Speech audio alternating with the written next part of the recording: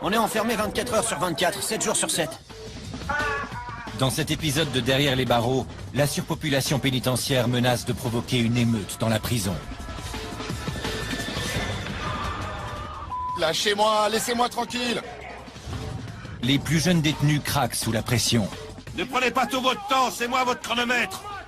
Les gardiens de la prison approfondissent donc leur entraînement en self-défense. C'est comme ça qu'on se fait tuer dans une prison.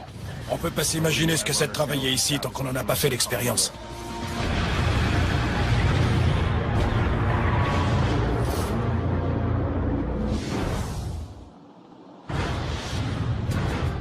Elle s'étend sur plus de 39 hectares à l'ouest de Chicago, aux États-Unis.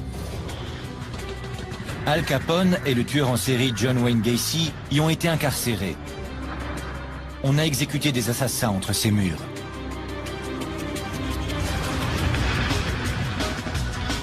C'est un endroit charnière entre la liberté et la prison. Tous les détenus sont innocents jusqu'à preuve du contraire. Et chaque jour est un combat pour maintenir le contrôle. Aucune caméra n'a pu y avoir autant de liberté avant ce jour.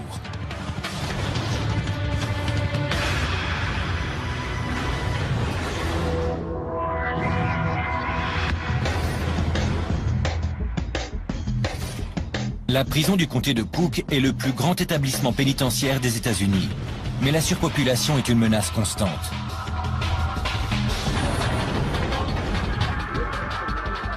La prison est pleine à craquer. Et le personnel fait de son mieux pour maintenir l'ordre et éviter que les prisonniers ne récidivent. Chaque jour, de nombreux prisonniers arrivent. La tension monte et la violence éclate dans l'enceinte de la prison. Ici, vous avez de grandes chances de vous faire tuer, poignarder ou racketter. La section 11 est la plus perfectionnée de la prison du comté de Cook. Elle fait face au bâtiment principal et elle est équipée de caméras à chaque étage. Mais la technologie la plus perfectionnée n'empêchera jamais des prisonniers de se battre.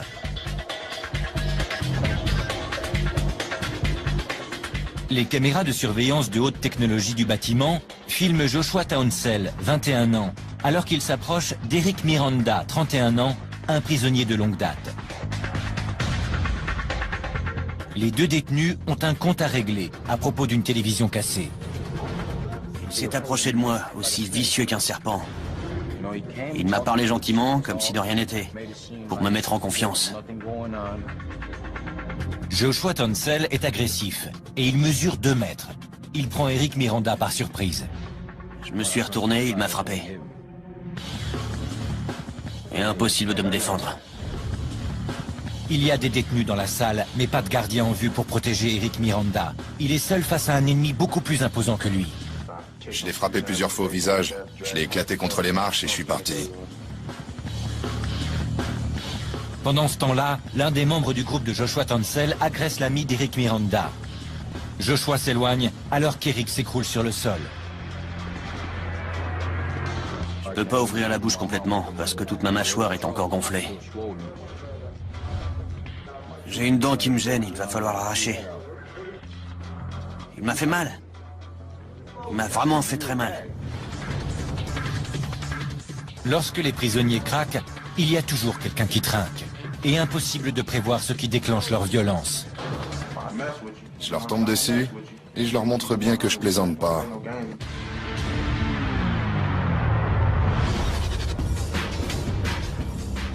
La section 5 reçoit de nouveaux venus.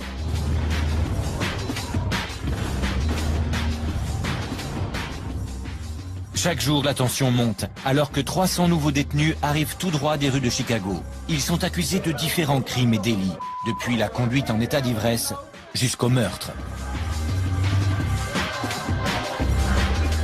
La prison est pleine à craquer, et la moitié de ces détenus n'en est plus à son premier séjour. On passe tout notre temps dans cette merde. Aujourd'hui, le directeur, Tony Godinez, supervise l'arrivée des nouveaux détenus. Il est chargé de contrôler les prisonniers. Il a une relation particulière avec cette prison. J'ai grandi tout près de ce quartier. Et depuis que je suis enfant, je vis avec les histoires de la prison du comté de Cook. Tony Godinez travaille depuis 30 ans dans le milieu pénitentiaire. Vous avez un problème? Il est arrivé ici en 2006 pour s'attaquer à un problème de taille, la surpopulation. La prison a déjà accueilli jusqu'à 11 000 prisonniers et prisonnières. La surpopulation engendre des bagarres, des agressions à l'arme blanche et des émeutes. Pendant des années, la population de la prison était si élevée que certains prisonniers dormaient à même le sol.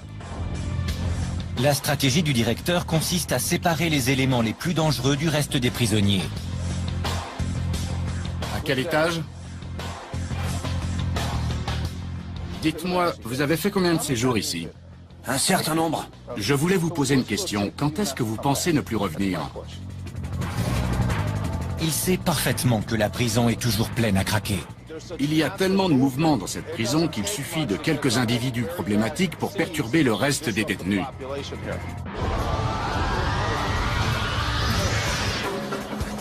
Les prisonniers sont de plus en plus nombreux à arriver et il faut déplacer d'autres détenus pour faire de la place. Paco Brown, 27 ans et membre du gang des Vice Lords, se rend à son procès. C'est un récidiviste. Il revient en prison après avoir été libéré en 2007. Il sait déjà à quoi s'attendre. Certains se font poignarder, d'autres se font agresser. C'est une question de lutte de territoire, en fait. Paco Brown aurait volé près de 70 000 € en espèces à un ferrailleur. C'est à l'intérieur de la prison du comté de Cook qu'il s'est fait tatouer ces 3 larmes. Elles peuvent représenter ses années d'activité au sein du gang ou encore le nombre de personnes qu'il a tuées. Elles sont tellement grandes qu'elles comptent presque double. C'est comme si j'en avais 6. Vous voyez ce que je veux dire? Paco refuse de nous révéler comment il les a obtenues.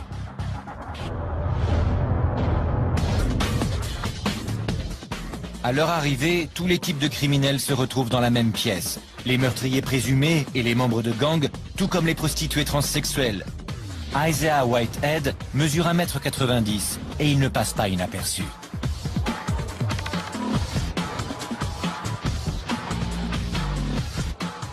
Gardien, il faut qu'il passe par la sécurité et qu'il soit fouillé, mais pas ici.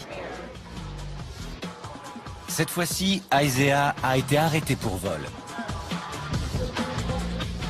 J'ai été arrêté pour racolage 119 fois. Ils disent que j'ai volé un soutien-gorge, mais en fait c'était le mien. Je l'ai enlevé pour vérifier la taille.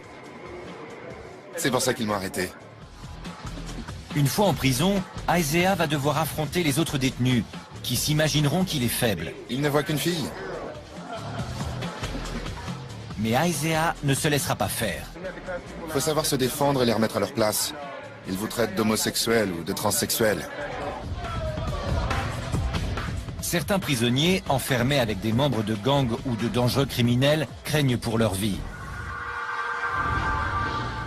Dans la section 9, ces prisonniers choisissent d'être mis en détention pour leur intérêt personnel, c'est-à-dire en détention protégée.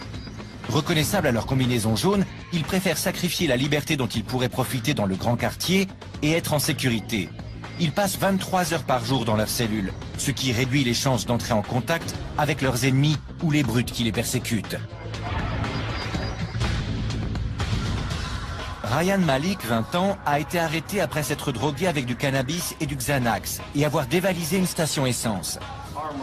Vol à main armée. J'étais au mauvais endroit, au mauvais moment. C'est la première fois que Ryan est incarcéré. Il est neutre, c'est-à-dire qu'il n'appartient à aucun groupe de prisonniers. Il n'a personne qui puisse le protéger. Eh mec, j'en ai marre! Il a rapidement quitté le grand quartier pour intégrer la détention protégée. C'était du grand n'importe quoi. Il y avait des gangs partout. Les gardiens ne voient pas toutes les bagarres. Il y a des endroits bien cachés. Et voilà. Ryan a récemment reçu une offre qui lui permettrait d'échapper à la violence carcérale. J'ai le choix entre 4 ans dans un établissement pénitentiaire de l'Illinois ou le camp d'entraînement de la prison. Le camp d'entraînement de la prison du comté de Cook offre un programme de réinsertion de 120 jours pour les jeunes délinquants les moins violents. Gardez les bras devant vous et regardez droit devant. Ne tournez pas, continuez tout droit. Allez, on se dépêche!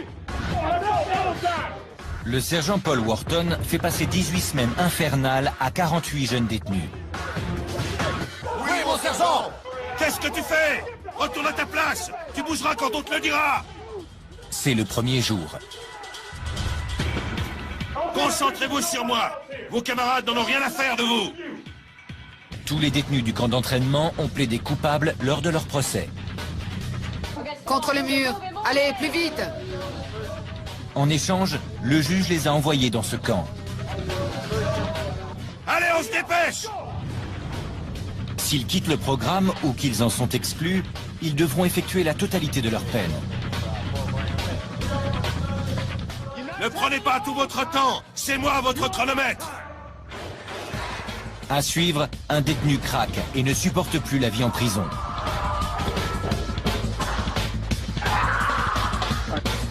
Et un autre ne respecte pas les règles de la section 1. Ça ne marche pas comme ça ici, tu ne me donnes pas d'ordre.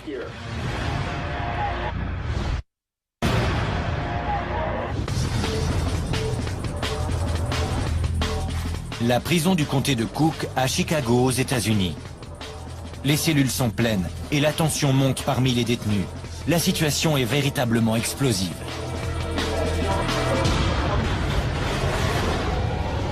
La section 1 est un quartier de haute sécurité. Les prisonniers y séjournant ont été accusés de voies de fait, de viol ou de meurtre. L'un des nouveaux arrivés refuse de coopérer. Il refuse de rentrer dans sa cellule.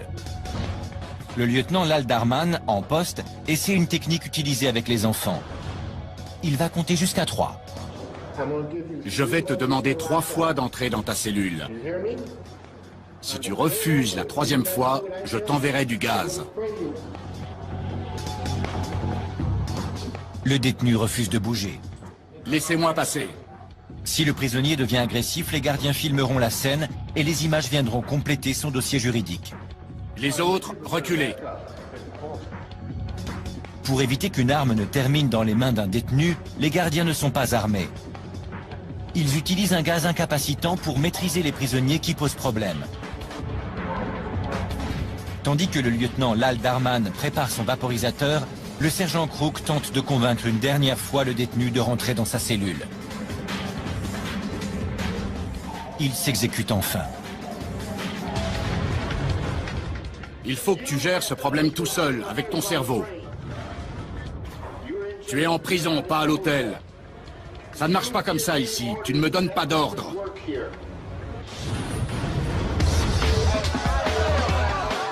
Les nouveaux détenus ont du mal à s'adapter aux règlements très stricts de la prison. Ok, on y va.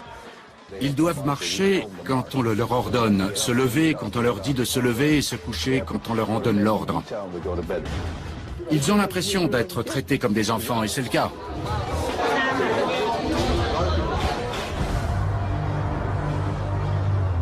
Au sein de la section 2, la plus grande difficulté que rencontre Isaiah Whitehead est de maintenir son apparence féminine. Le jeune prostitué transsexuel n'a pas d'argent et il ne peut pas acheter de produits cosmétiques à l'intendance de la prison.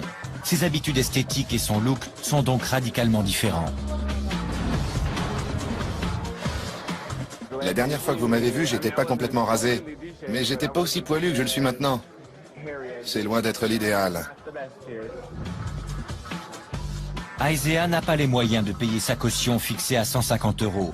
Il va devoir rester en prison pendant quelques semaines et se défendre contre les prisonniers qui voudront des faveurs sexuelles. Ils se prennent pas pour n'importe qui.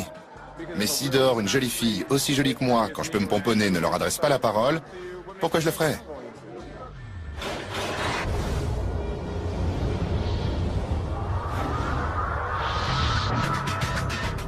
Dans la section 6, Paco Brown, 27 ans, obtient facilement ce qu'il veut.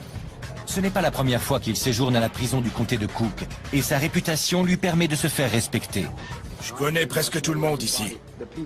Il y a toujours quelques grandes pointures à connaître en prison. Et l'influence que vous avez dans la rue vous suit en prison. L'élément le plus important pour un séjour confortable en prison, c'est l'argent. Si vous avez de l'argent, vous pouvez vous en sortir. Si vous êtes fauché, même si vous avez des relations, vous allez galérer. Ici, c'est vraiment l'argent qui fait le bonheur. Et Paco ne le sait que trop bien. Quand vous êtes en haute sécurité, vous devez vraiment faire attention à ce que vous dites et ce que vous faites. C'est plus dangereux. Je suis assez costaud. Les autres prisonniers me laissent tranquille.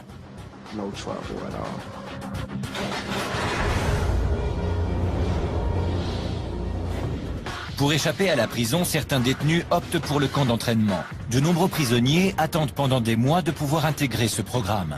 Vous ne pouvez faire bonne impression que la première fois. Encore, du nerf!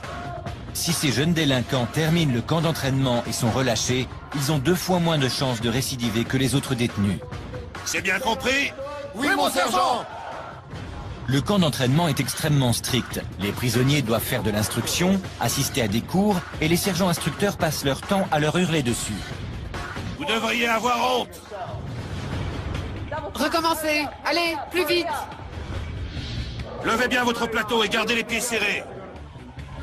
Ryan Malik a 20 ans, et il prend son premier repas au camp d'entraînement. Levez vos plateaux jusqu'à la poitrine et avancez. Même pendant leur repas, les prisonniers ne sont pas autorisés à se parler ni à se regarder. Vous ne savez pas vous comporter correctement? On va vous apprendre. C'est bien compris? Oui, mon sergent!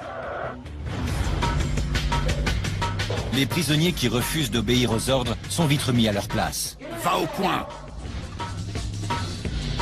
Quand l'un d'entre vous va au coin, il empêche les autres de pouvoir se reposer. Ils ne reçoivent que 5 avertissements avant d'être renvoyés de l'autre côté de la prison. Ok, on y va. Ces jeunes sont sous le choc. Ils ne pipent pas un mot. Et je vous garantis qu'ils n'ouvriront pas la bouche. Mais dans la section 9, le quartier de haute sécurité, c'est une autre histoire. Les gardiens doivent réagir. Un prisonnier a craqué. Éloigne-toi de la porte. Tyson Reed, 19 ans, accusé d'agression sexuelle, ne supporte pas d'être enfermé dans sa cellule. Il est maintenant dans la salle commune de la section 9, mais il refuse d'obéir aux ordres et de regagner sa cellule. Après qu'il a refusé plusieurs fois de retourner dans sa cellule, le sergent Zimny n'a plus le choix. Il doit utiliser son gaz incapacitant. Mais alors que le gaz lui brûle les yeux, Tyson continue à provoquer les gardiens.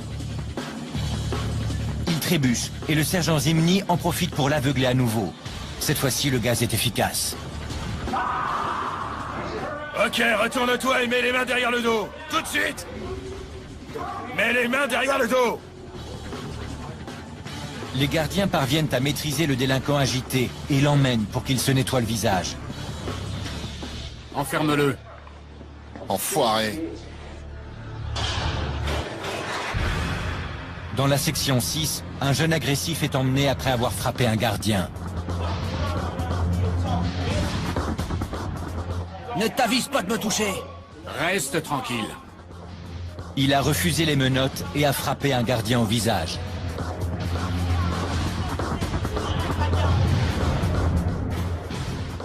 Je vais me faire soigner parce que je saigne. Je vais passer une radio car j'ai peut-être le nez cassé. Ça fait partie de notre boulot, c'est pour ça qu'il est aussi stressant.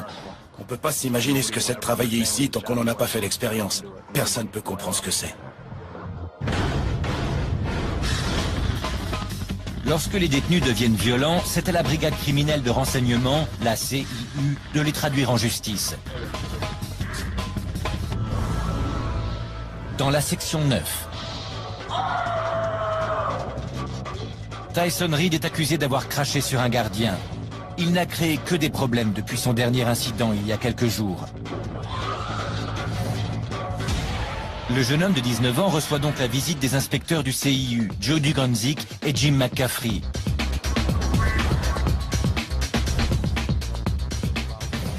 Nous l'avons rencontré 5 fois au cours des 10 derniers jours.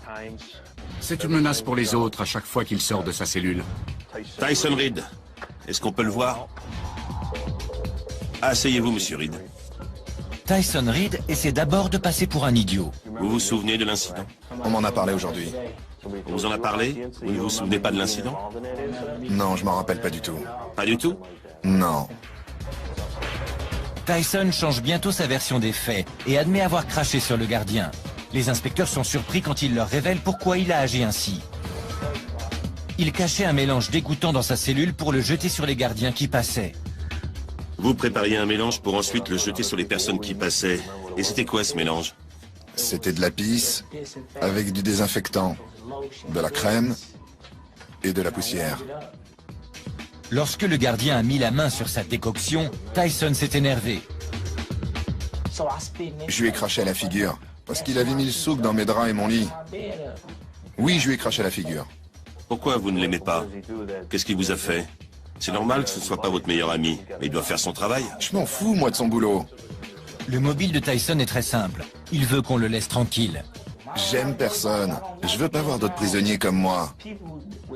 Je déteste les mecs. Suite à ces actes, Tyson est transféré dans une partie du bâtiment réservée aux procédures disciplinaires. Il obtient ce qu'il désirait, l'isolement en cellule. Ils agissent de la même manière qu'à l'extérieur. S'ils sont incapables d'entretenir des relations avec les autres en liberté, ce sera la même chose ici. Dans la section 11. Oui, mon lieutenant! Ces cadets s'entraînent pour devenir gardiens. Ils recréent les conflits mortels qui surviennent en prison. Cette technique d'entraînement unique oppose les cadets à des gardiens expérimentés. Les gardiens en protection rouge jouent le rôle des prisonniers les plus violents. Le gardien Harry Wheeler entraîne les nouvelles recrues. Les rôles qu'on joue durant ces entraînements sont inspirés par des détenus et par des incidents qui se sont déroulés en prison.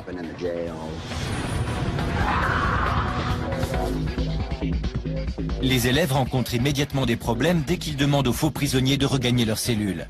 À vos cellules! Les cadets perdent rapidement le contrôle et la situation tourne au vinaigre. C'est terminé. Le prisonnier a pris le dessus, tu vois? Les faux prisonniers se jettent immédiatement sur la cadette Monique Cooper. Allez, défends-toi, sinon je vais te poignarder. L'instructeur James Banks fait tout de suite remarquer aux cadets que si l'exercice n'en était pas un, ils auraient tous eu de très gros problèmes. Ils allaient vous emmener dans leur cellule. La première chose qu'ils font quand ils repèrent une femme, c'est d'essayer de l'emmener dans leur cellule. Je peux vous poser une question? Oui, sergent. Vous étiez comment en ce moment-là? J'étais toute seule, sergent. Exactement, c'est à ce moment-là qu'on se retrouve avec un couteau sous la gorge. On ne va pas vous expliquer quoi faire une fois arrivé là. Votre vie est en danger et il faut prendre des décisions difficiles. À suivre, les gardiens de la section 1 découvrent quelque chose qui surprend même le personnel le plus chevronné. On ne voit jamais ce genre de choses. Je ne bougerai pas!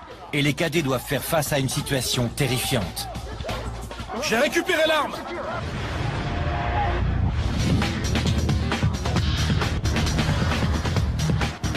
La surpopulation carcérale met en danger les prisonniers tout comme le personnel de la prison du comté de Cook. Lorsque les prisons sont pleines, les nerfs sont à fleur de peau et les prisonniers risquent de s'en prendre au premier venu. Les gardiens apprennent à résister aux provocations perpétuelles des détenus.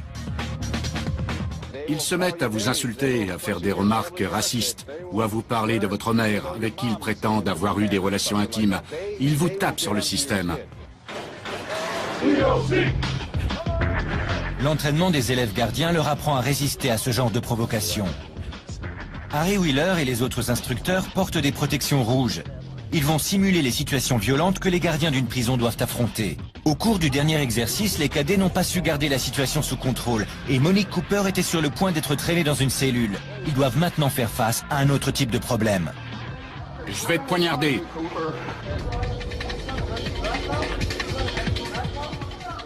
Ok les gars, tous à vos cellules! J'ai pas envie de bouger! Allez!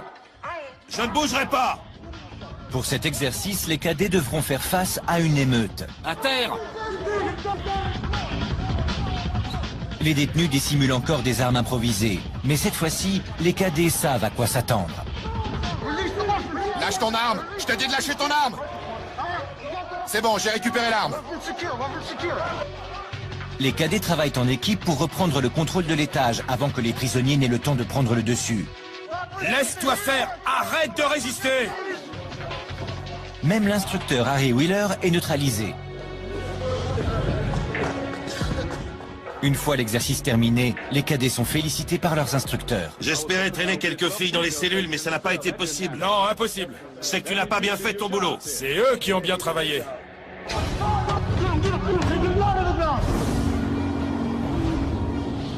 Le bâtiment que les gardiens craignent le plus, c'est la section 1. Parmi les 1200 prisonniers de ce quartier de haute sécurité, nombreux sont ceux qui ont été inculpés pour meurtre ou viol. C'est l'endroit où circule le plus d'armes improvisées, fabriquées par les détenus. Les gardiens l'appellent l'usine à lames.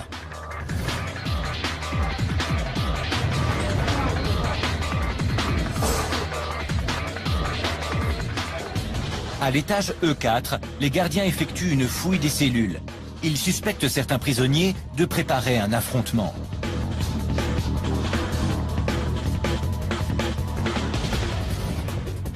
Alors que les prisonniers se trouvent dans la salle commune, les gardiens fouillent minutieusement les cellules, les couloirs et toutes les cachettes potentielles. Douglas Ptak fait une découverte surprenante. Un énorme sac d'alcool de contrebande. Il n'en a jamais vu d'aussi grand. C'est de l'alcool de contrebande? Sans aucun doute. On trouve de l'alcool fabriqué par les détenus dans beaucoup de prisons américaines. Il s'agit de pelures de fruits fermentés qu'ils mettent ensuite dans des pots en verre.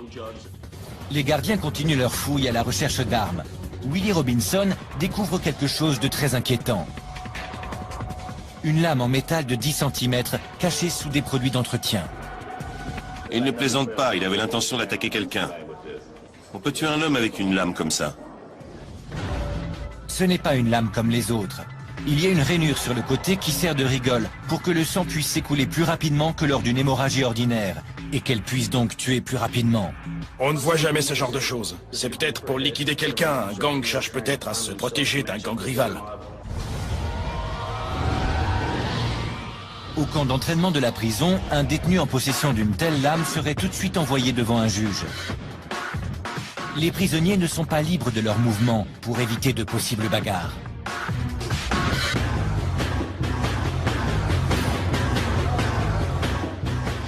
Levez-vous! Allez-y, levez-vous! Oui, mon sergent! Regardez droit devant vous. Vos pieds doivent être à un angle de 45 degrés. Restez immobile. Ne bougez pas d'un poil. Les prisons sont pleines à craquer de détenus dangereux. Les gardiens souhaitent que les jeunes délinquants qui ne sont pas agressifs sortent le plus rapidement possible.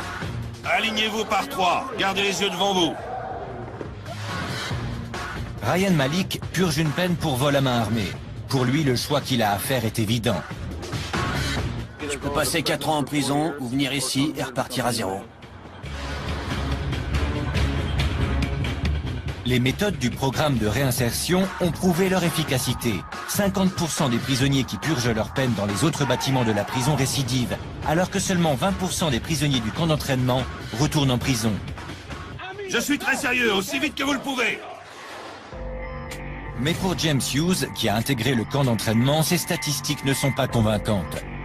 Le jeune délinquant de 21 ans doute de lui-même.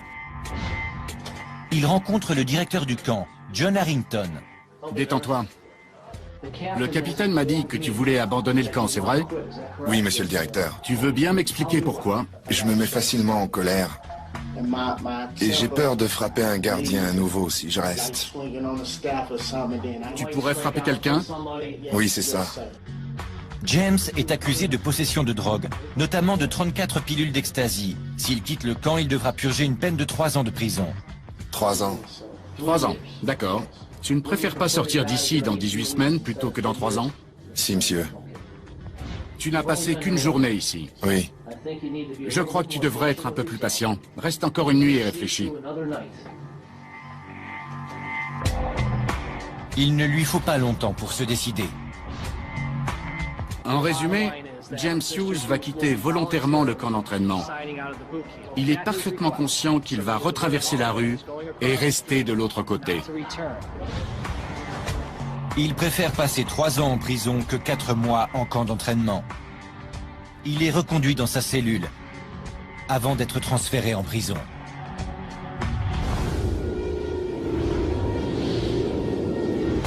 Dans la section 6, un groupe de prisonniers a choisi d'assister à des cours, alors même qu'ils risquent d'écoper d'une longue peine de prison. Voilà vos toges. Un peu de calme, s'il vous plaît. Ces 19 élèves sont inculpés de divers crimes, parmi eux des vols à main armée, des viols et des meurtres. Aujourd'hui, ils terminent le lycée. Le major de la promotion, Lawrence Dupri, est accusé d'homicide volontaire. Il faisait partie d'un gang et aurait tué un membre d'un gang rival durant une fusillade.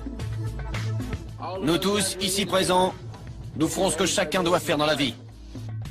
Prendre des décisions. Certains feront le bon choix, d'autres le mauvais. Ça fait partie de la vie. Vous pouvez faire passer le pompon de votre toque à gauche. Félicitations! Au travail! Il n'y aura pas de fête de fin d'année pour ces jeunes lauréats. Ils regagnent leur cellule de 2,5 mètres sur 3.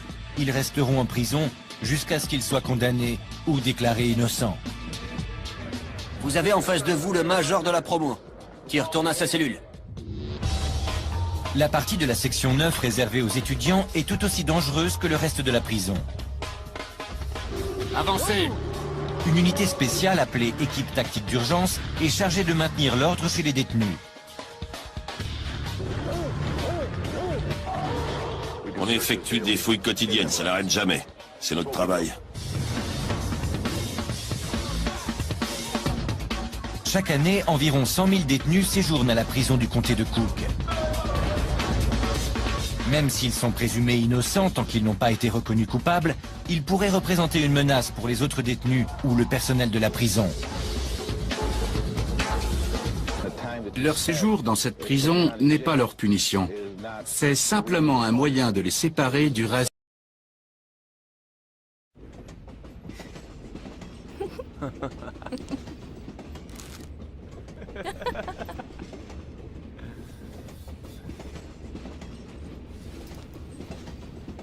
Wish your chicken was bigger. The long chicken and three. Hey, can I have a Dorito?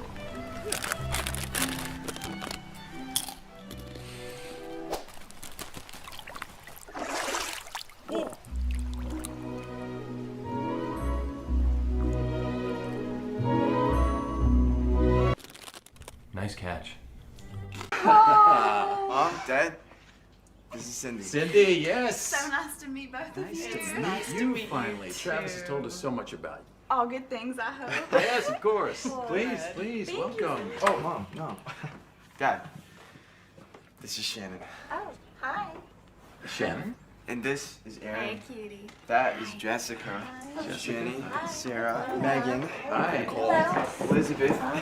Relax. Using my. Relax. I'll have this all cleaned up. I'll make you a nice dinner. Love you. Bye. Bye, baby.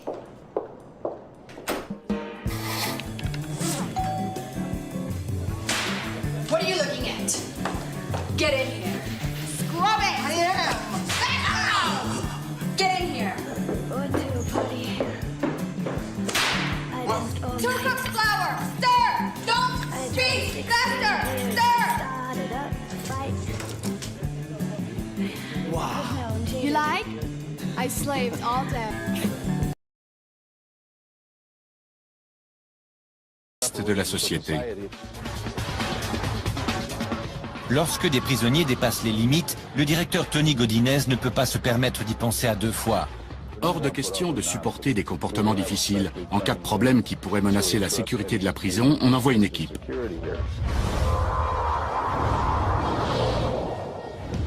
Il s'agit d'une équipe d'intervention d'urgence. Aujourd'hui, elle a pour mission la fouille de la zone scolaire de la section 9. Ok les gars, mettez-vous en ligne. On monte au 3A. Le sergent John Manos suspecte certains groupes d'élèves de posséder des armes blanches. À terre tout de suite! Le bruit de chasse d'eau résonne dans la salle. Les prisonniers se débarrassent de leurs produits de contrebande. Il vient d'essayer de se débarrasser d'un pantalon dans les toilettes.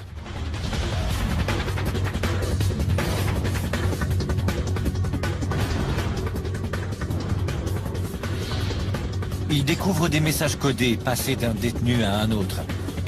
Ce sont des ordres venant d'un gang. Ils mettent 6 semaines à inventer un code que nous déchiffrons en à peine 30 secondes. Ce message dit qu'il y a 5 lames, 5 armes blanches à cet étage. On va passer notre journée à le fouiller.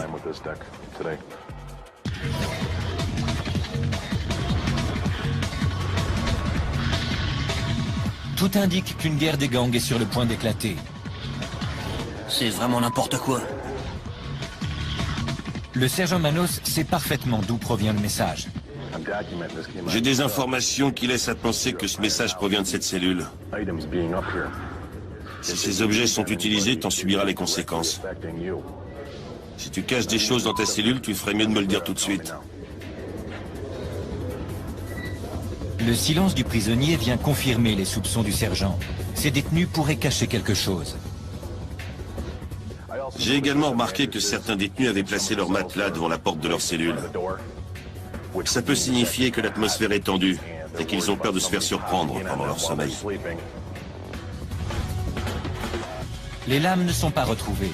Elles ont certainement été jetées dans les toilettes. Mais le sergent n'a pas besoin d'en voir plus pour réagir. Écoutez tous! Je sais pas ce qui se passe là-haut, mais j'ai trouvé des messages qui indiquaient que vous êtes en guerre. Si c'était vrai, vous me le diriez? Non. Certains disent que oui et d'autres que non. Le sergent verrouille toute la zone. Les prisonniers seront enfermés dans leur cellule, sans promenade, jusqu'à nouvel ordre. C'est pas logique du tout. Il n'y a pas grand-chose qui soit logique ici. C'est comme ça. Non, non, attends! Ils essaient de nous rendre dingues. Dans les couloirs de la section 9, Tyson Reed refuse toujours de coopérer. Il n'est pas très sociable et fait des siennes pour éviter d'avoir un compagnon de cellule.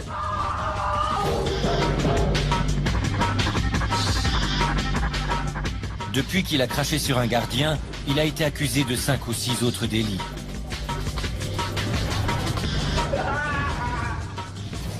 La brigade criminelle de renseignement l'a à l'œil. Il y a eu plusieurs altercations avec d'autres détenus. Hier, il en est même venu aux mains avec un gardien. À l'aide de mouchoirs en papier et d'une ampoule chaude, Tyson a mis le feu à sa cellule. Lorsque les gardiens font sortir l'adolescent, il peut à peine respirer. La fumée envahit le reste de l'étage et les détenus se mettent à crier. On va mourir! Quel est ton problème aujourd'hui? Les gardiens emmènent Tyson et le conduisent à l'hôpital. Pourquoi tu as mis le feu? Le lendemain matin, il regagne sa cellule calcinée et explique pourquoi il a fait ça. J'ai allumé un feu. J'étais énervé. Fallait que je me défoule. Et il ne compte pas s'arrêter là. Vous voulez voir ce que je vais faire demain? Vous voulez voir? Dans le plus grand établissement pénitentiaire des États-Unis, la surpopulation menace de faire craquer les détenus. Pour réduire la violence, la prison doit absolument faire diminuer le nombre de prisonniers. Le directeur général de la prison, Tony Godinez, ne le sait que trop bien. C'est hallucinant. Près d'un demi-million de personnes transitent par cette prison chaque année. En conséquence, il y a des altercations et des agressions à l'arme blanche. Dans la section 6, certains petits délinquants rentrent chez eux. La prison tente d'accélérer le processus de remise en liberté. Avancez sur une même file, sur une même file. Une file, une seule file. Le juge les assigne à résidence grâce à un système de surveillance électronique. Je vais vous demander de me remplir ces formulaires. Les inspecteurs s'assureront que vous ayez un endroit où loger. Mais il existe une condition. Il faut qu'un proche vous accueille chez lui. Quel est votre numéro de dossier? Ils peuvent utiliser les téléphones pour trouver un endroit où loger. Les prisonniers devront porter un bracelet électronique à la cheville 24 heures sur 24. Il y a un appareil portable qui est relié à la ligne téléphonique de la maison. Si le signal ne nous arrive plus, on sait que le prisonnier a quitté son domicile. José Rivera, 27 ans, est accro à l'héroïne. Il est sur le point de rentrer chez lui, mais il doit d'abord convaincre son père de lui ouvrir sa porte. Non, non, écoute-moi, ils essaient de me donner l'opportunité de sortir. Papa, je t'en prie. Je t'en supplie. J'ai personne d'autre, papa. José Rivera a déjà séjourné à la prison du comté de Cook. Il volait pour acheter de la drogue et ses relations avec ses proches sont loin d'être au beau fixe. Je connais personne d'autre, papa, s'il te plaît. Ok, bye. J'ai nulle part où aller. Nulle part? Non. José Rivera n'a nulle part où aller. Il restera donc à la prison du comté de Cook. Mon père veut que je reste en prison. Je peux pas rentrer chez moi. Il dit que c'est mieux pour moi.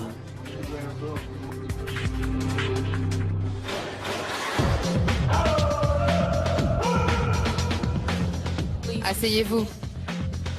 De l'autre côté de la prison, Ryan Malik et les recrues de sa section portent également des bracelets électroniques. Aujourd'hui, il ne s'agit pas seulement de sortir de prison. Aujourd'hui, ils rentrent chez eux. Ryan Malik. C'est la remise des diplômes au camp d'entraînement. Bravo, vous avez réussi. Je vous félicite à nouveau. Continuez comme ça. Oui, monsieur le directeur! Cette cérémonie marque la fin de la première phase du programme du camp d'entraînement. Les instructeurs rappellent immédiatement aux prisonniers qu'ils seront encore sous contrôle judiciaire pendant les 8 mois suivants. N'oubliez pas d'apporter cet uniforme chaque fois que vous venez au rapport. Oui, mon sergent! Une fois que Ryan aura quitté le camp, il sera assigné à résidence pendant 4 semaines, puis en liberté conditionnelle.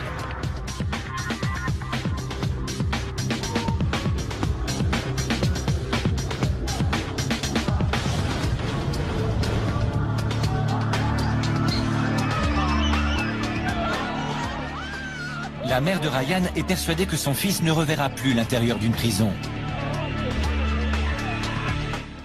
C'est très positif. Sa vie sera bien meilleure maintenant. Il voit les choses différemment.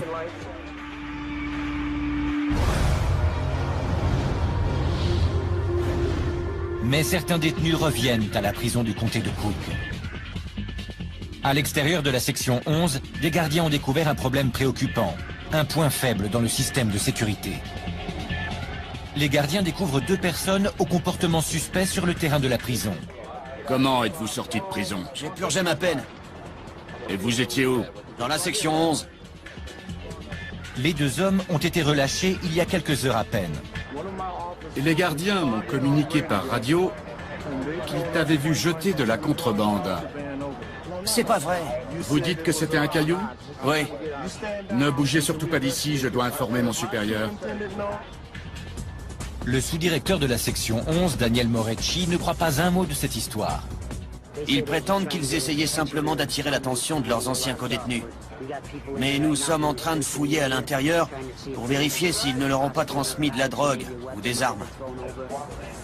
Les gardiens ne perdent pas de temps. Nous avons déployé des unités avec des chiens autour de la clôture. Quand pensez-vous arriver à l'extérieur? Envoyez un autre gardien, la zone à couvrir est vaste.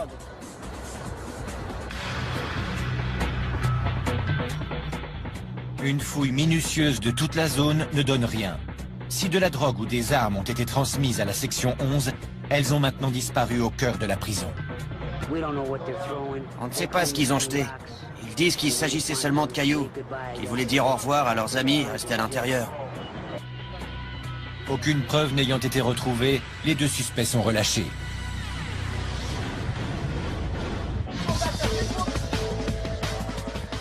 À la prison du comté de Cook, à Chicago, la surpopulation est un problème de taille. Plus il y a de nouveaux arrivants et plus il y a de problèmes. Le directeur, Tony Godinez, et le personnel de la prison tentent d'éviter que la violence n'éclate et que les prisonniers ne récidivent. Nous voyons avec inquiétude les prisonniers qui reviennent les uns après les autres. Si la situation ne change pas à l'extérieur, les risques que ces détenus récidivent et reviennent en prison sont très élevés. Chaque jour, des centaines de prisonniers sont relâchés. Quand vous entendez votre nom et votre prénom, levez la main bien haut, d'accord? Ceux qui ont suffisamment d'argent pourront payer leur caution avant leur procès. D'accord, désolé.